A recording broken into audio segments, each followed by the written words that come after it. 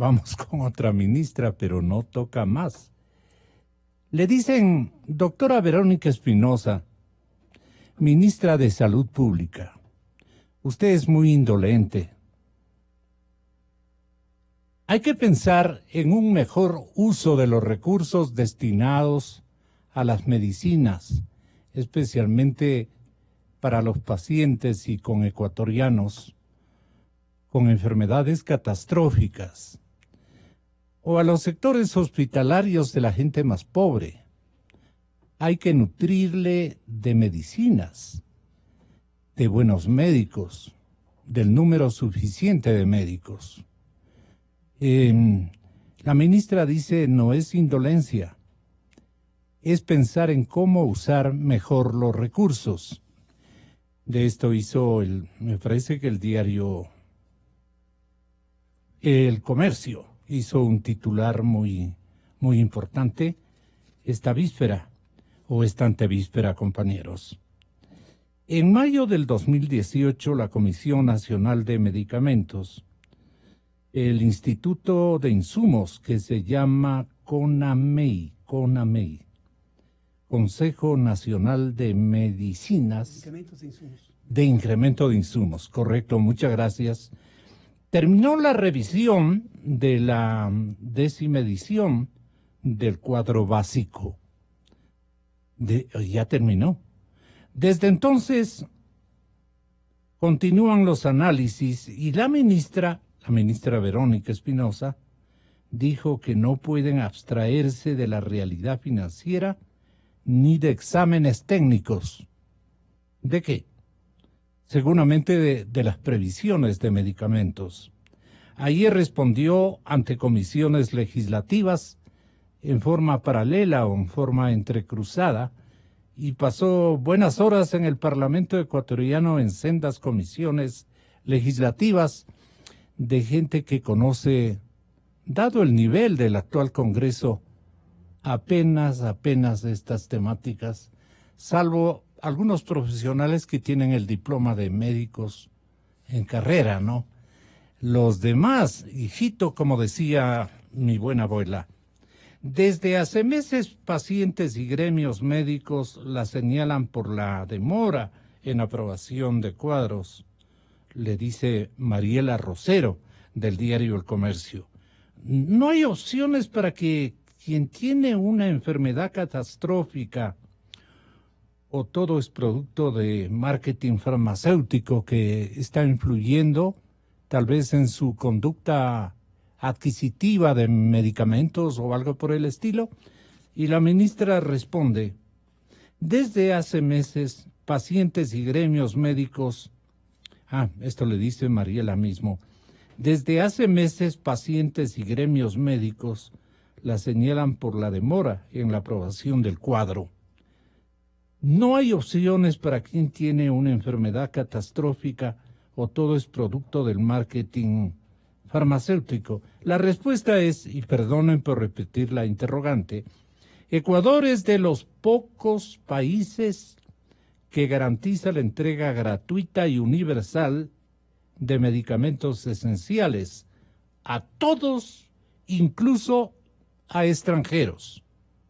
Repetimos, el Ecuador es uno de los pocos países que garantiza la entrega gratuita y general, o sea, universal, de medicamentos esenciales a todos, incluso a extranjeros que están de paso o que han venido a residir. Ahí hay una carga ideológica o pragmática muy importante, como ustedes quieran escoger. Pero naturalmente hay un laberinto de las enfermedades catastróficas, como titulaban en un amplio informe, en una amplia investigación periodística, Plan B, los compañeros de Ecuador, que atendiendo, digamos, requerimientos de la sociedad ecuatoriana, han investigado este andarivel de causales y de los malos productos que estamos este momento tratando de analizarlos, con la presencia, señoras y señores, de galenos de la importancia del doctor Reinaldo Páez, presidente de la Academia Ecuatoriana de Medicina, del doctor Iván Ceballos. Placer tenerlo acá, lo mismo que al ingeniero Wilson Merino, de la red Acuerdo contra el Cáncer. El tema nuestro es, o la interrogante fundamental es, ¿cómo trabajar en una política global y eficiente de medicina y atención para pacientes con enfermedades catastróficas? Ahí están los compatriotas que están adoleciendo de cáncer, por ejemplo, y de otras enfermedades muy, muy complejas y difíciles. Una señal de solidaridad de este medio de comunicación para tratar a todo gas este tema, doctor Ceballos, que está afectando inclusive la mística solidaria del pueblo ecuatoriano y de los médicos ecuatorianos. Pero algo anda mal, y Plan B se ha ocupado de aquello, al punto que dice un reciente estudio de inteligencia de Unite, ingenieros, inteligencia de unidad con The Economist del cáncer, evidencia que en América Latina los países exhiben pobrísimos resultados en temas como cobertura de salud, estrategias nacionales para combatir enfermedades, prevención y, sobre todo, disponibilidad de medicamentos y tratamientos. Doctor Ceballos, usted tiene la palabra. Gracias, Reinaldo. Muchísimas gracias también, distinguido ingeniero Wilson Merino. Con espíritu solidario estamos todos aquí. Bienvenidos.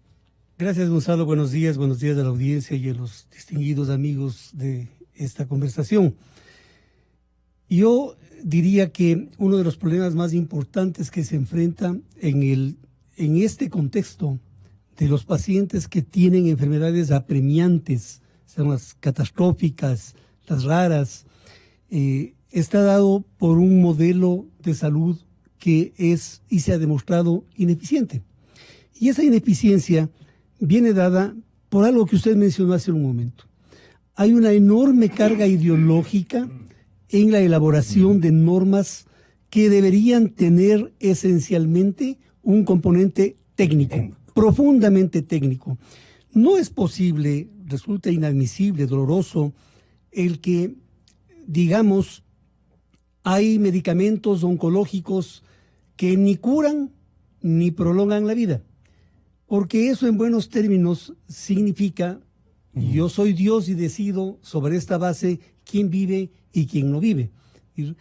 No digo que sea irracional el tratar de optimizar la economía de un Estado para que la atención sea eficaz, sea eficiente, ¿no?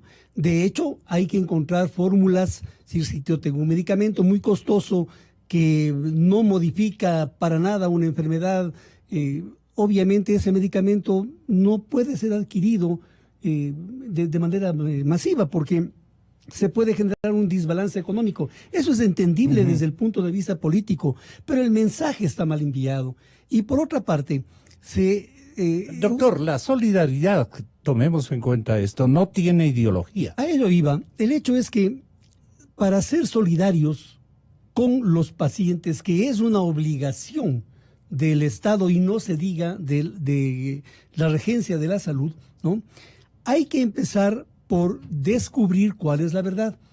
Aquí se anuncia con bombos y platillos que este es un país en que todo es gratuito en salud, pero es una gratuidad absolutamente falsa. Los estudios demuestran que en general los ecuatorianos gastan el 48% de su bolsillo para comprar medicamentos, porque para simplemente complementar. Para comprar los que prescriben, porque no hay abastecimiento de medicación en los hospitales públicos y en la seguridad social. Entonces, la solidaridad no puede ser solamente de palabra. Tiene que establecerse un mecanismo idóneo, técnico, que permita dar sustento al manejo de estos pacientes con enfermedades tan complejas. Doctor Reinaldo Páez, su punto de vista. Se ha mencionado aquí, Gonzalo, y un placer compartir el panel con dos. El placer es nuestro tenerlo acá, doctor. Y estar contigo, Gonzalo. El problema es muy serio. El problema tiene varias aristas y hay que encontrarlas. Y yo creo que uno de los factores fundamentales es la falta de un manejo adecuado del área de la salud en el país.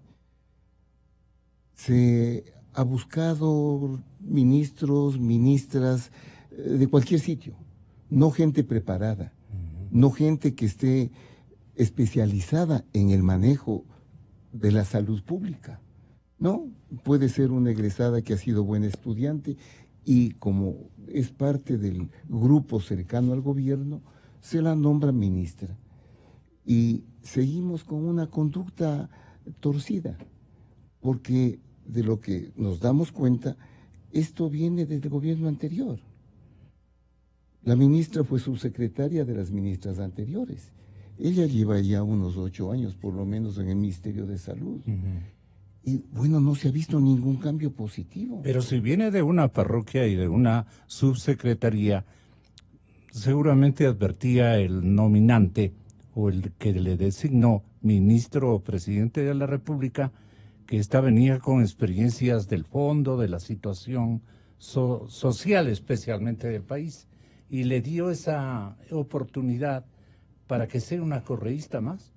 Sí, una correísta más que lleva adelante ese tipo de política, la del correísmo, y que se mantiene hasta ahora.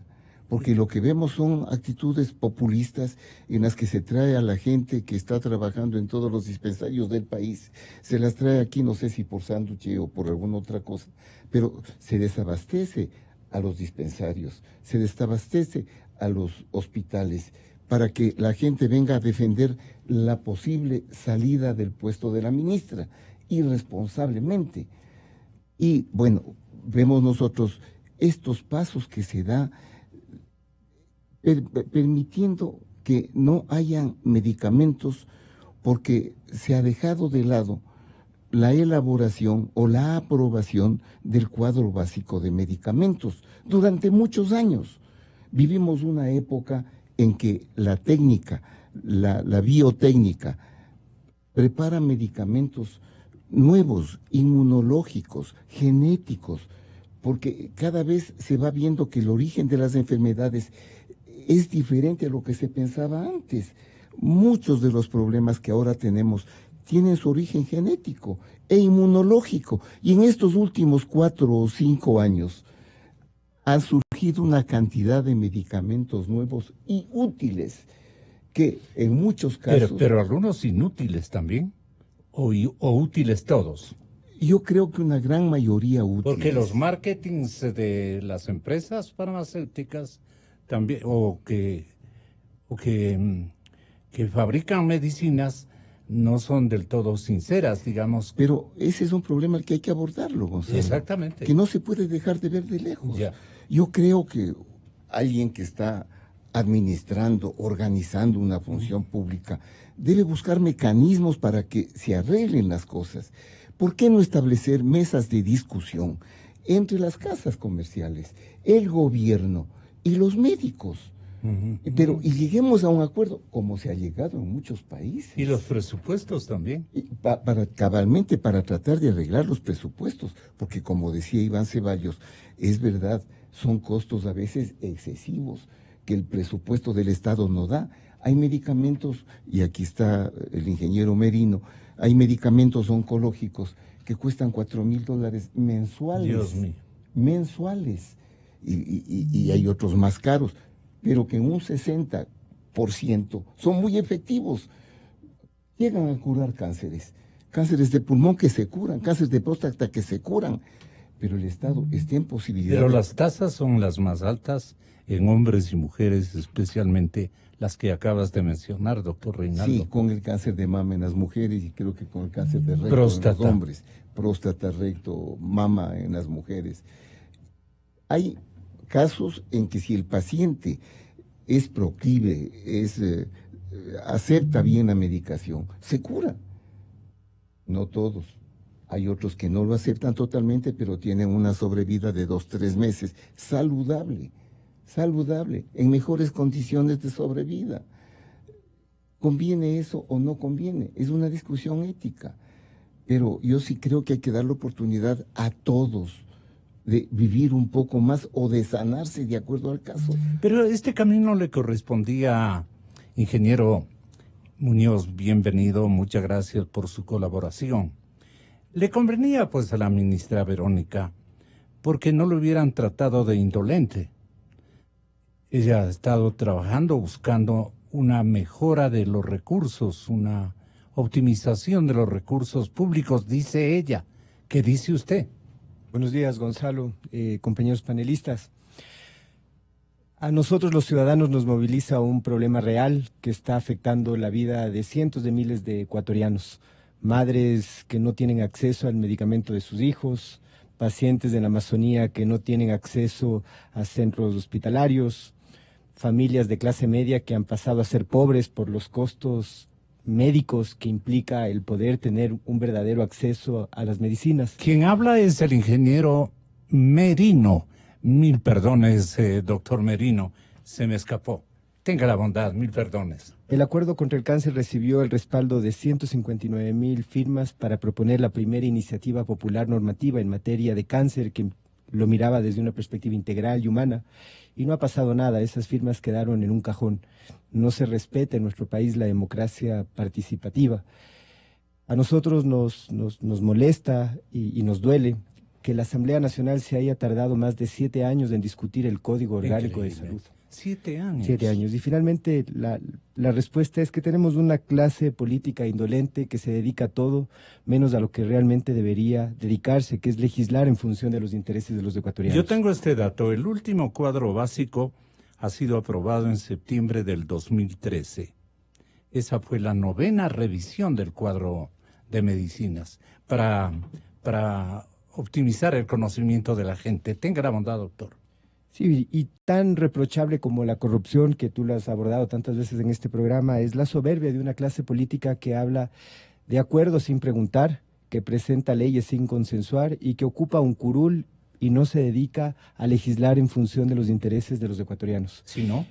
En función del show político, de los intereses particulares de sus bancadas. O del marketing de laboratorios, que también funciona, Mira, ¿no? y eso es un tema importante. El marketing tenemos televisión, ustedes me entienden. Así es, y nosotros que hemos participado activamente en la Comisión de la Salud hemos visto a estos personajes con ternos bien planchados, con corbatas brillantes, y que son finalmente quienes influyen en la decisión y en la construcción de la agenda. Son los que verdaderamente construyen las recetas. Mientras que el ciudadano de pie, el paciente amazónico, la familia pobre, no tiene acceso a estos espacios. Allá afuera hay muchísimo dolor, muchas familias que están perdiendo la batalla. En el Ecuador, el 38% de los niños con cáncer abandonan el tratamiento médico. Y abandonan el tratamiento médico por una circunstancia de pobreza multidimensional que afecta el acceso y la continuidad de este tratamiento. Yo creo que como sociedad tenemos que unirnos, tenemos que articular esfuerzos, tanto academia, expertos médicos, sociedad civil, autoridades, y buscar una respuesta a un desafío tan grande como es del cáncer. Si no tomamos acciones inmediatas, se habla que para el año 2025 el cáncer se convertirá en la primera causa de muerte en nuestro país. El estudio titulado Control del Cáncer, Acceso y Desigualdad en América Latina, publicado por el importante rotativo de Economist y realizado por encargo de la farmacéutica Roche. Ahí podemos discutir un poco, pero evidencia la situación de 12 países de la región, entre ellos nuestro país. Seguramente son el resto 11 países latinoamericanos, más el nuestro son 12 países de la región en la atención del cáncer. Una enfermedad que sigue siendo un problema de salud de alta incidencia en nuestros países. El informe publicado en el 2017, esto no es de recién y hay que aclararlo, por The Economist, contó en el caso, ahí hay un micrófono abierto, en el caso del Ecuador con la participación de Wilson Merino Rivadeneira, de la Red de Organizaciones de Pacientes Oncológicos y de Nilda Villacreces, quien se desempeñaba como directora ejecutiva del Consejo Nacional de Salud. En el documento se evaluó con varios indicadores a países como Uruguay, Costa Rica, México, Chile, Brasil, Colombia, Panamá, Perú, Ecuador, Argentina, Paraguay y Bolivia. Medios primos hermanos en este asunto, en este diagnóstico. En el resumen del estudio se otorga a los países una calificación máximo de 30 puntos. Al evaluar aspectos como plan estratégico, supervisión de desempeño, disponibilidad de medicamentos, disponibilidad de radioterapia, prevención y detección temprana y obviamente finanzas. En el caso de Ecuador, el país obtuvo 15 sobre 30, o sea, la mitad de los puntos exigibles, que lo coloca en el mismo nivel que Perú, levemente por encima de Argentina. Argentina está o estaba en el 17, mucho más baja. Y creo que con los problemas del presidente Macri de carácter económico, debe esto incluso haber disminuido, creo yo, o no sé, tal vez los dedicó. Esa también es un cuarto de hora de decisión ideológica. Hay que verlo, ¿no? Hay que verlo en estas estadísticas. Pero del 17 para acá sería magnífico. No encontré en el internet, no encontramos con los compañeros. Bueno, en temas como, pero hay otros países. 14 tiene Argentina, apenas un punto menos que nuestro país, que el Ecuador. 15 sobre 30, Argentina 14 sobre 30. Entonces no estamos tan bajos, debe decir doña Verónica Espinosa, la doctora, la médica o médico, ministra este momento de salud pública. El mejor evaluado resultó el más pequeñito, Uruguay.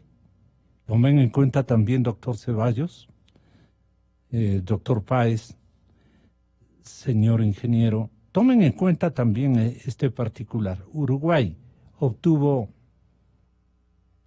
el mejor evaluado, resultó ser Uruguay, que obtuvo 23 puntos en el estudio, y el peor, Bolivia, que apenas reunió 7 puntos.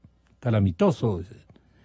Pero en temas como la disponibilidad de medicamentos, con lo bien orientada la economía del actual presidente, porque eso hay que reconocer, puede que incluso este puesto de Bolivia haya mejorado. El Ecuador obtuvo 2 sobre 5 puntos. Antes de que me llame el embajador, me anticipo en emitir un criterio más o menos tranquilizante, embajador. Lo que lo coloque en el mismo nivel que Colombia, Panamá y Perú. Es más fácil, según el estudio, acceder a medicamentos nuevos en Brasil, en Argentina, en Chile, en México y en Uruguay que en el Ecuador. Este párrafo lo leamos. Es más fácil, según el estudio, acceder a medicamentos nuevos en Brasil, en Argentina, en Chile, en México y en Uruguay que en nuestro país. En el caso del Ecuador, el país obtuvo 15 sobre 30, ya lo dijimos, que lo coloca al mismo nivel que Perú, ya lo dijimos.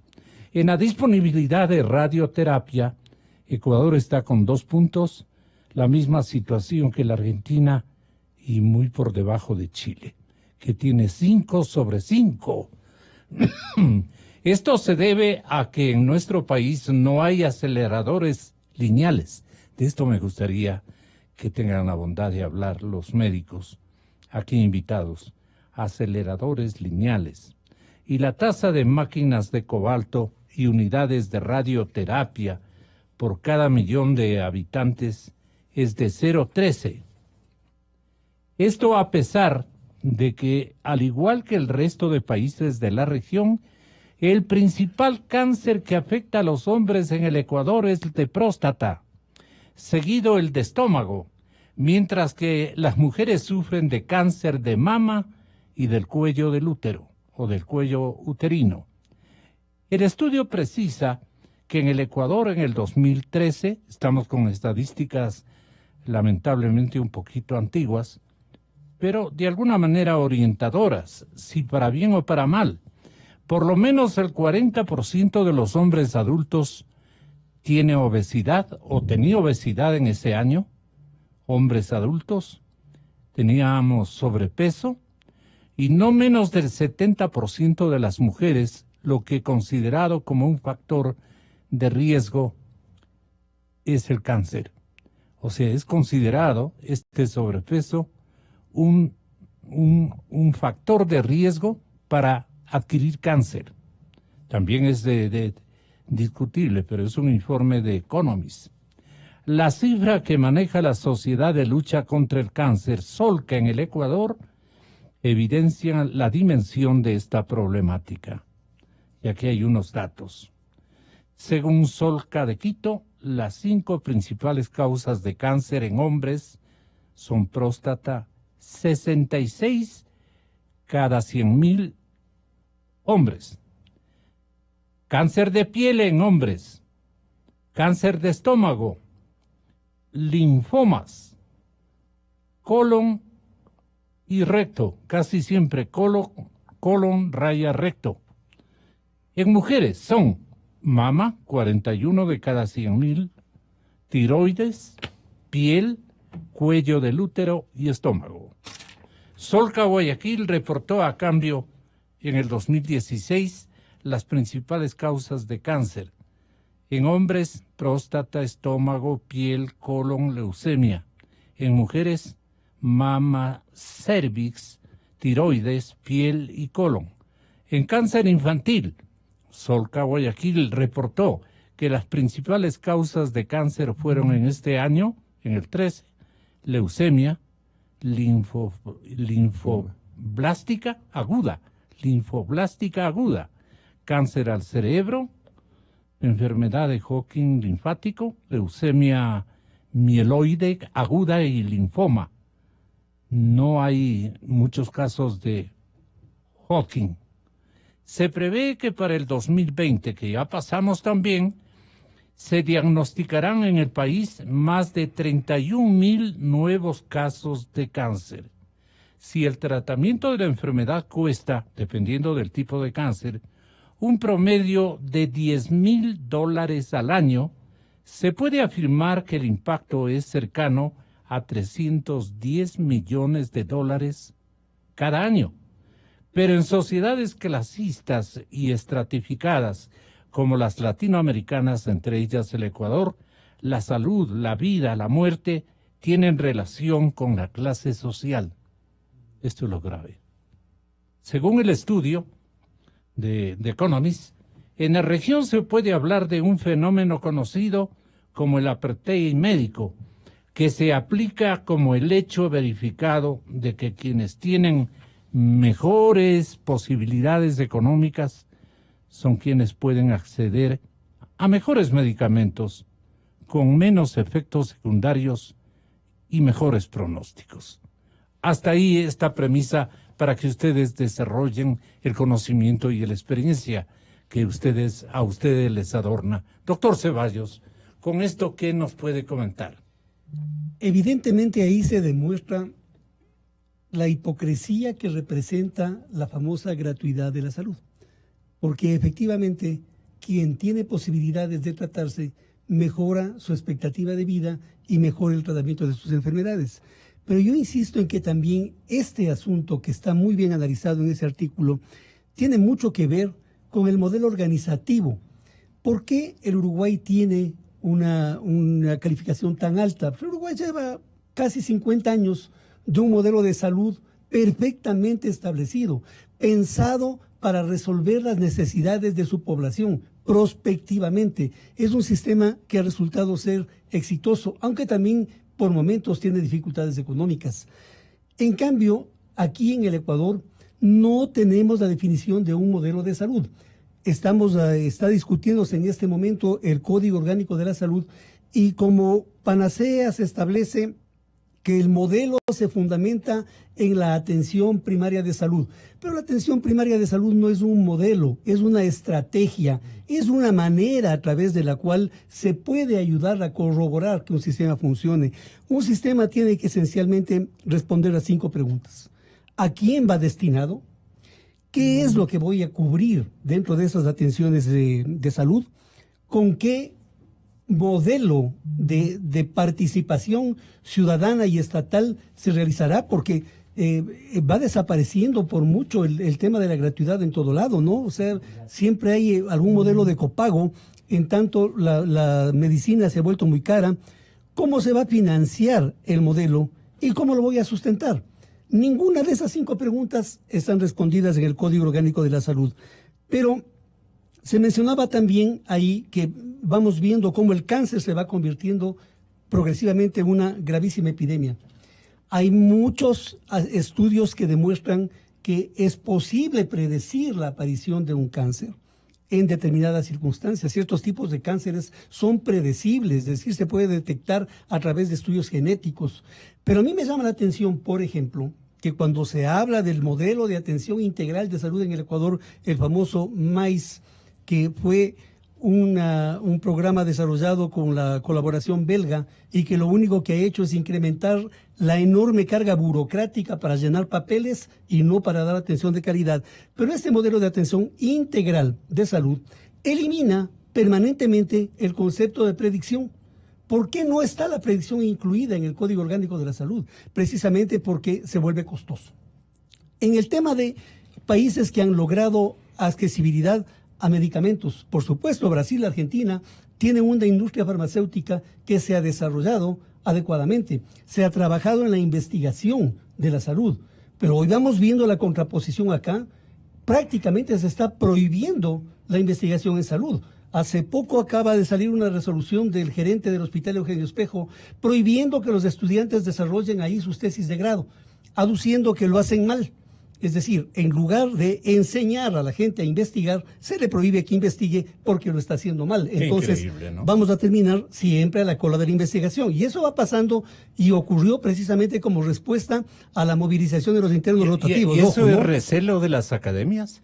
Lo que pasa es que en el código, y bueno, y en general el papel... No creo que sea egoísmo, sino... No, para nada. Recelo de que me vayan a mencionar que ese médico que fue con errores a los hospitales públicos o privados, llevó desde aquí, digamos ya, podríamos decir, una falta de preparación o una fase testimonial de no haber aprendido lo necesario y no haberse empeñado en investigar lo adecuado, y entonces pierde crédito mi institución universitaria. De hecho, debe ser, ¿no? La investigación clínica es compleja y no existe en el mundo un investigador que no haya hecho sus primeros estudios con una pierna coja, porque eso es inevitable, eso se va aprendiendo, es un desarrollo a lo largo de la investigación.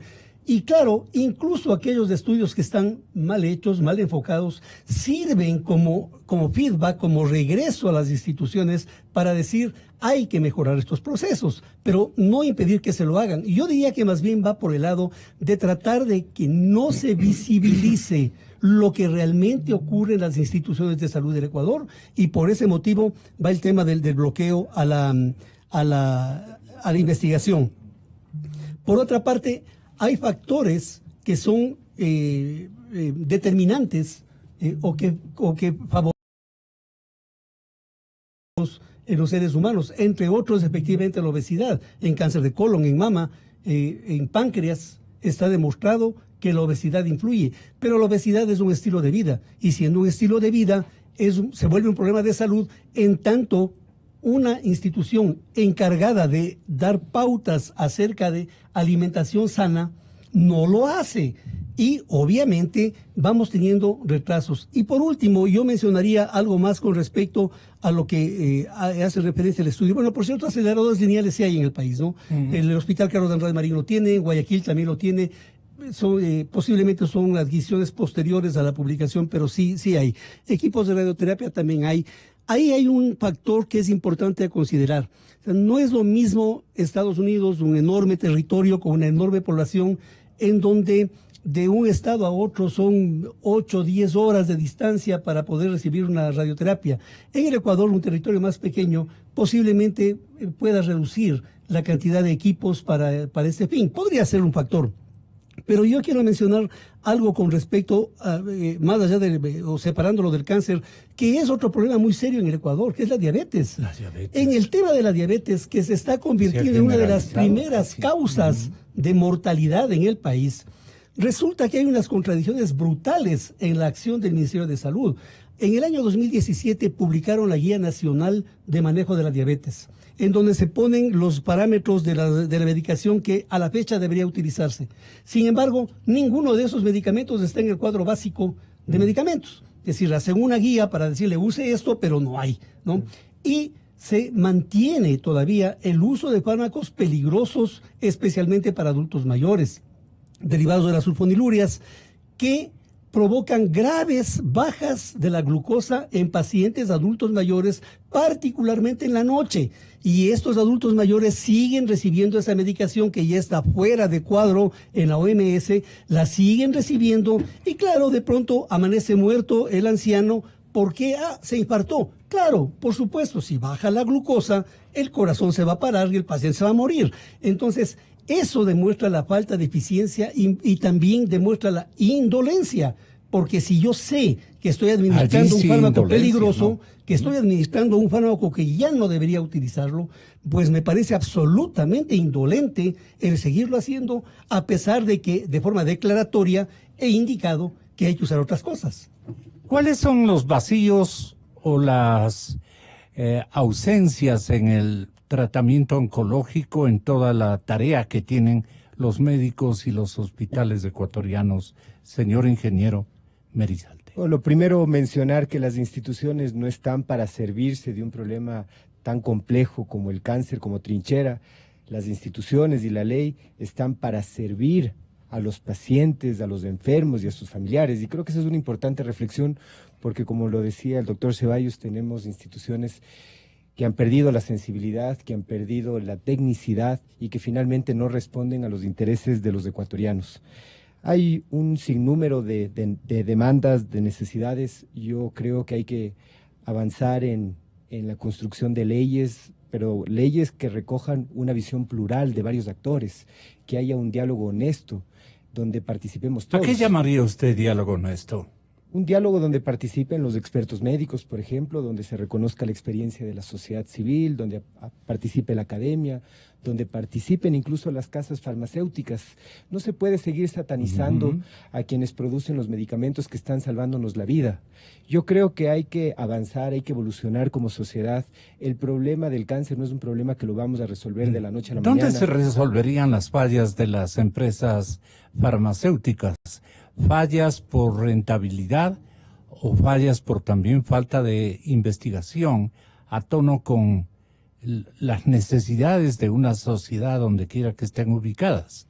Bueno, desde el lado de los pacientes siempre exigiremos que los medicamentos reduzcan el precio, ¿no? Avanzar sobre el tema de acceso a medicamentos. Esa será la puerta de entrada a un espacio de diálogo, que sean medicamentos con mayor tecnología, ¿no? Que permita que los pacientes puedan reinsertarse en su vida normal, que puedan ir a trabajar, que se vuelvan actores productivos.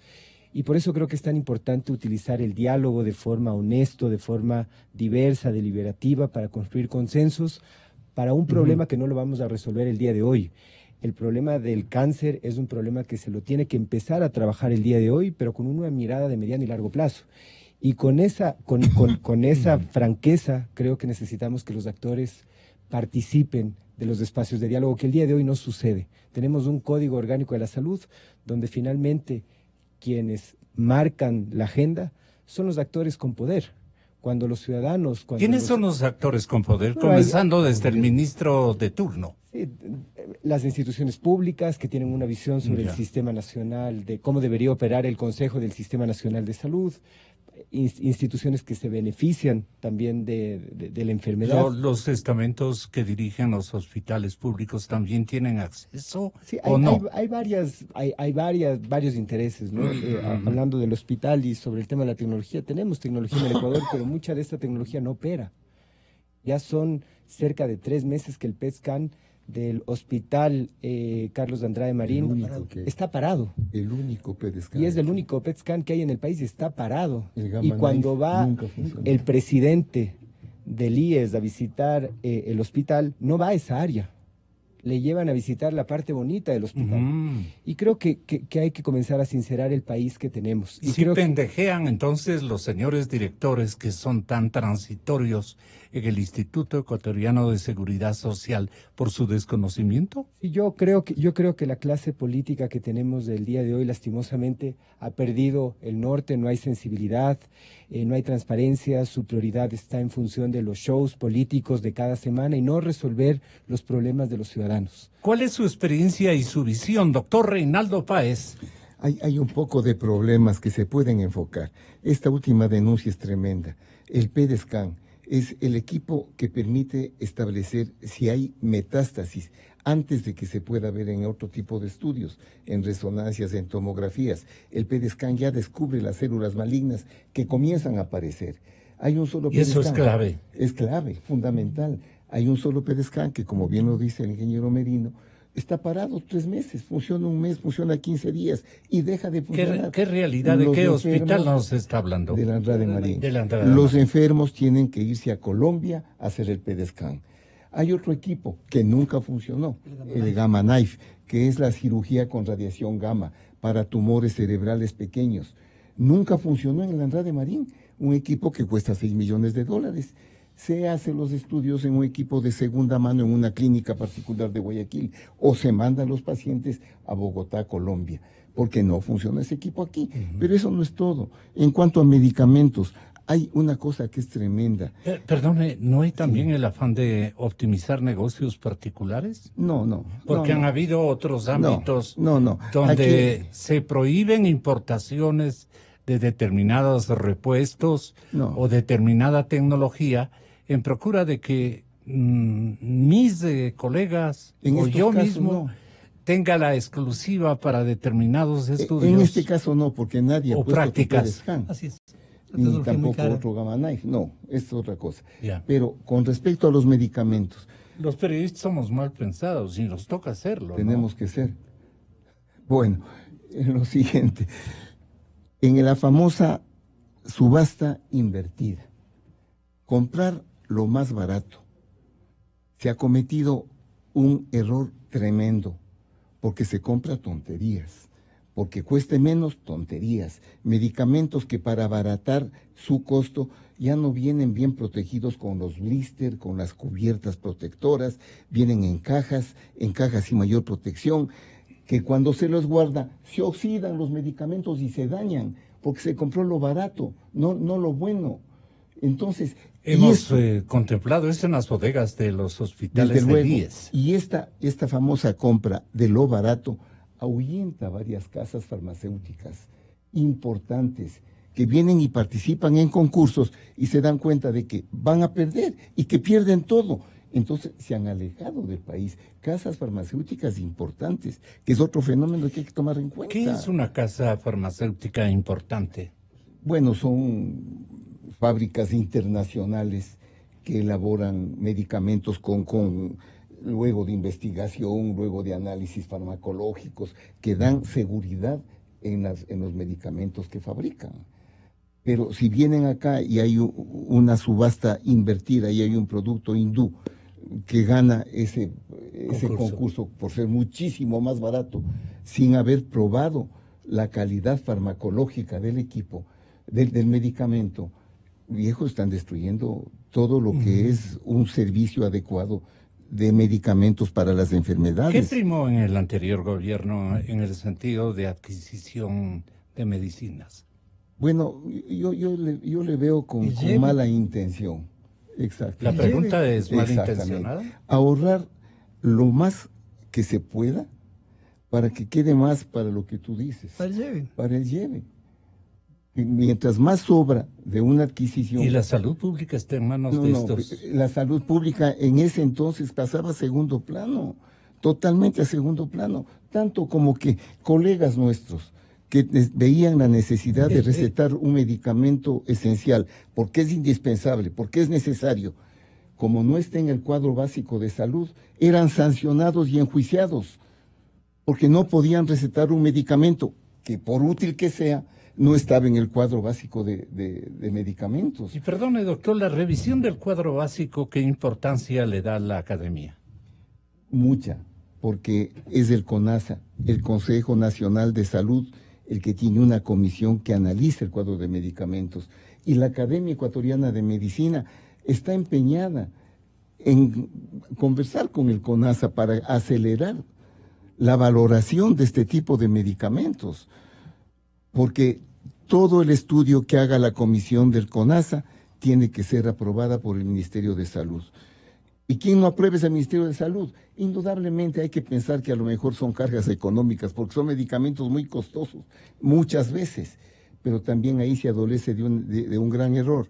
Aquí se establece, se hace el cuadro básico de medicamentos en base a la petición que hacen las casas de salud, cuando lo lógico sería que este cuadro básico de medicamentos... Perdón, la petición en algunas casas de salud incorporan lleves. Los hospitales. No creo que hay que hablar solo de eso, no creo. No, sino que la frecuencia de enfermedades en un hospital está inclinada a este tipo de patología. Por eso quiero este tipo de medicamentos. De este otro hospital tiene este otro tipo de frecuencia de patología. Busquemos este tipo de medicamentos. Eso no es lo lógico. Lo lógico es buscar el perfil epidemiológico del país. ¿Cuáles son las enfermedades que más frecuentemente se presentan en el país? Para, en base a esos cuadros, establecer la lista de medicamentos que son necesarios para que consten en el cuadro básico. El cuadro básico no es inmenso, no. ¿No? Creo que no supera los 451 el cuadro básico de la OPS. Y para las catastróficas igualmente... Han aumentado. Se restringe, pero han aumentado. Ajá. Porque hay, en estos 4 años, hay una nueva tecnología de medicamentos que ha revolucionado los tratamientos para los cánceres, para enfermedades degenerativas, para las leucemias. Son medicamentos que llegan a curar. Y como bien decía Iván, son medicamentos que ya no producen tanto problema, tanto daño como otros producían. Por ejemplo, se iba a dar oncológicos, ya se sabía que la persona iba a perder el pelo, iba a tener dolores inmensos. Ahora hay medicamentos oncológicos que no producen ningún problema, que no producen, claro que son sumamente costosos. Y para esto del costo yo creo que es importante lo que mencionas tú. En todos los países hay alguna forma de financiación de la adquisición de medicamentos y de la salud. Aquí no. La Constitución dice toda la salud es gratuita, bestial, todo es gratuito. Pero ¿quién paga? El Estado no tiene dinero. ¿Cómo se hace? Hay que reunirse, hay que conversar, hay que analizar. Gobierno, primero nos reunamos, gobierno, Ministerio de Finanzas, Ministerio de Salud, SRI, farmacéuticas, médicos, especialistas. La reunión simultánea en una mesa. En una mesa, todos los integrantes. Todos los integrantes, en donde se hable con honestidad y con claridad, y se digan las cosas. Ustedes como farmacéuticas están ganando demasiado. Y ustedes como farmacéuticos están haciendo una propaganda indecente. No tienen que entrar a la mesa también las farmacéuticas. Hay que hacer, desde luego. Pero ¿de qué depende eso? De la capacidad administrativa de quien maneja un ministerio. Y de la honestidad de los integrantes de la mesa. Y también del gobierno. Y de todo el mundo. Claro. Pero yo creo que, como bien se menciona en esta mesa, hay que hacer patria. Algún momento hay que hacer patria. Hay que hacer patria. Ya seriamente. Porque da vergüenza mantener siempre estándares inferiores al estándar internacional en todo, y caemos todos en la corrupción, que es la causa que nos tiene como país llenos de vergüenza, llenos de oprobio ante el concierto internacional. ¿El cuadro de medicamentos es causa también de más muertes en una sociedad afectadas por el tema del cáncer? porque la revisión del cuadro básico, por ejemplo, ha producido que se coloquen nuevos medicamentos de diverso tipo, como insulinas para diabéticos, como antiagregantes plaquetarios, antibióticos, analgésicos, anestésicos, calmantes y también otros para enfermedades catastróficas como el VIH, ¿no? Entonces uno imagina desde afuera, tontamente o acertadamente por coincidencia, de que ahí hay un problema ético también muy, muy importante. Y entonces la ministra sale y dice, a ver, un momentito, yo no soy indolente, pero es que hay que pensar en usar mejor los recursos del Estado, o sea, los que yo estoy manejando, por la demora, especialmente por la demora. ¿A qué atribuye usted la demora? ¿Que también encarece los medicamentos en nuestro país?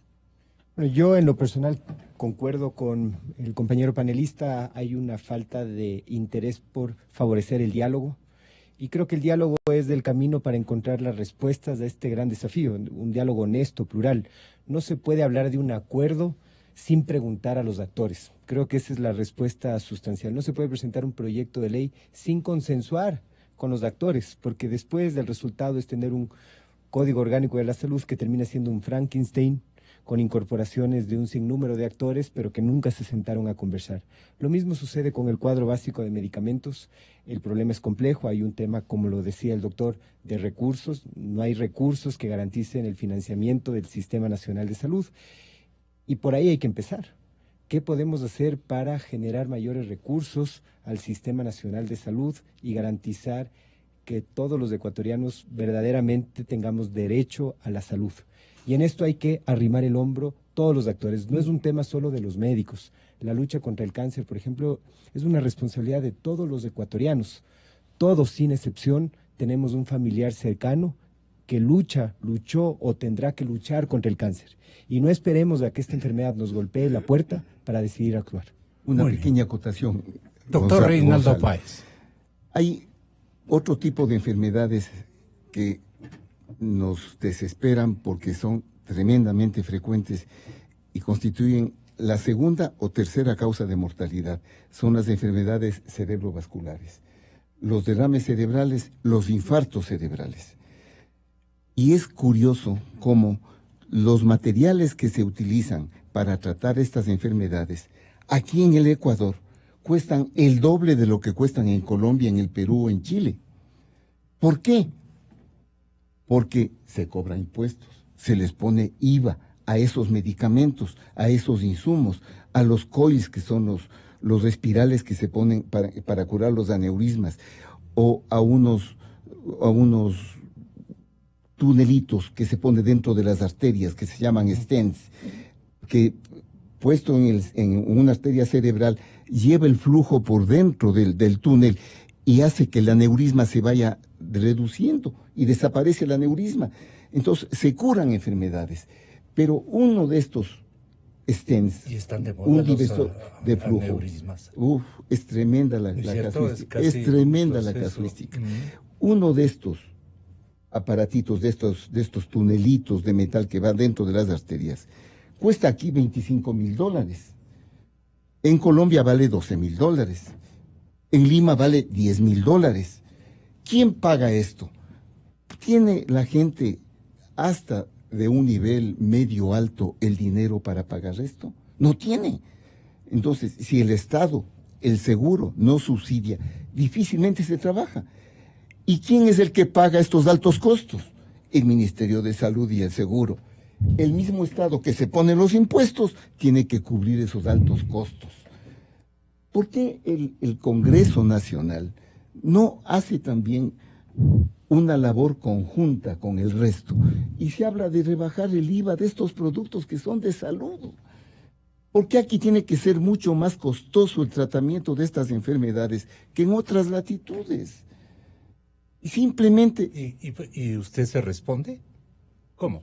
Claro, porque se ponen los impuestos a ciegas, a locas, sin lo que estamos pidiendo aquí, sin que haya una mesa de discusión o varias mesas de discusión, pero orientadas a un fin común. El SRI tiene que estar en esa mesa. Desde luego, el SRI, el Ministerio de Finanzas, el Ministerio de Salud, tienen que estar ahí.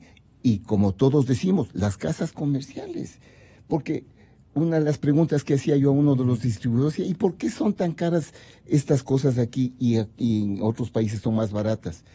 Primero, por la cantidad que se compran, porque aquí se compra muy poco, en otras partes compran mucho, entonces la mayor demanda baja el precio de las cosas.